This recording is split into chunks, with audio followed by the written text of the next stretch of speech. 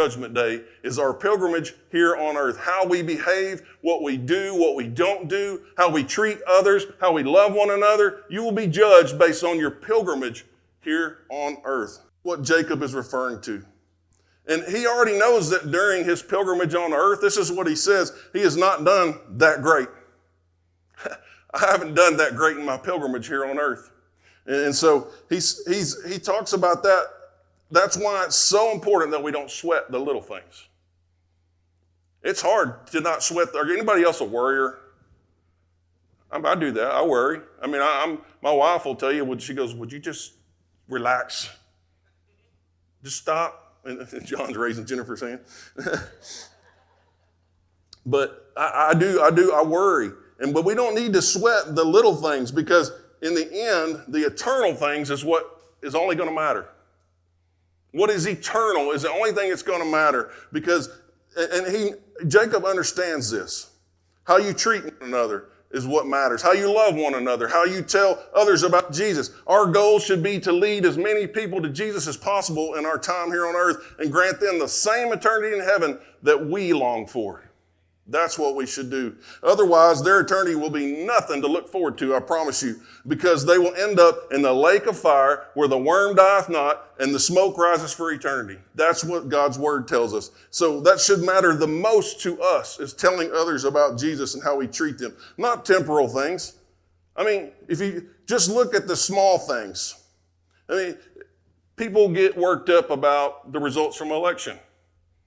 Our country's in a really bad place.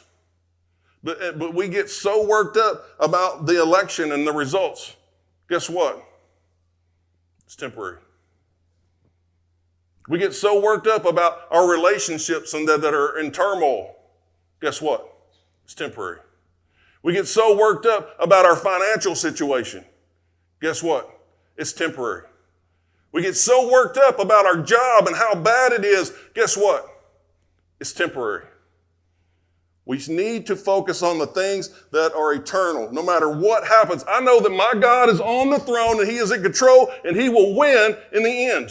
That's what I know. And so I will face my God one day, and when I do, I want to hear, well done, my faithful servant. That's what I want to hear. I want to do my best every day and not worry about anything else. And I try my best. I try my best every day. And I have to tell myself sometimes, you know what? That is out of my control. I cannot control that. But God can.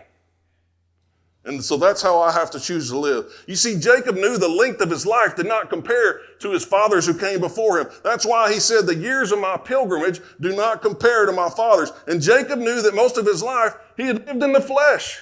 His life had been difficult. It had been evil. And he made things very difficult for those in his family his few years on earth because of bad choices that he made. And as we know, he did cause his family quite a bit of grief. Jacob had deceived his brother. He deceived his father. He was forced to leave his home because his brother wanted to kill him. He fell in love. He was overworked and mistreated by his father-in-law. He was tricked into marrying a woman that he did not love. He married multiple wives, which caused multiple children and chaos and everything else from different wives. It was just a bad situation. He wrestled with God over control of his life for most of his adulthood, until God finally wrestled him into submission. And when he did, God displaced his hip and left him with a permanent limp forever. Because he wrestled with God long enough that God finally said, I don't want to get to that point. I want God to know that I willingly choose to follow him.